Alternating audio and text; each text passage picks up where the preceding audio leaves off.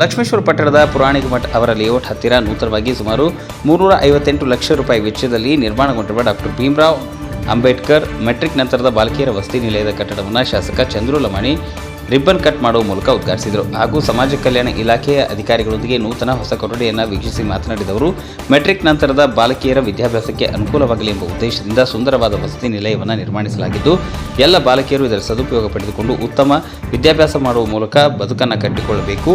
ಈ ಸಮಯದಲ್ಲಿ ಸಮಾಜ ಕಲ್ಯಾಣ ಇಲಾಖೆ ಅಧಿಕಾರಿಗಳಾದ ನಂದಾ Hanumareddy, Gopal Lamani, Muthanna Sankanur, BS Hadapad, SN ಕಳಸನ್ನವರ್, Seema Madivalar, Renuka Raj, Sunil ಮಾನ್ಶೆಟ್ಟರ್, AR Patil, Gangadhara ಮೆಣಸಿನಕಾಯಿ, ಗಿರೀಶ್ ಚೌರೆಡ್ಡಿ, ದುಂಡೇಶ್ ಕೊಟಗಿ, ಬಸವರಾಜ್ ಚಕ್ರಸಾಲಿ ಸೇರಿದಂತೆ ಇನ್ನೂ ಅನೇಕ ಮುಖಂಡರು ಇದ್ದರು. ವರದಿ ವೀರಣ್ಣ ಹಡಪದ್, NKS TV4 ಲಕ್ಷ್ಮೇಶ್ವರ.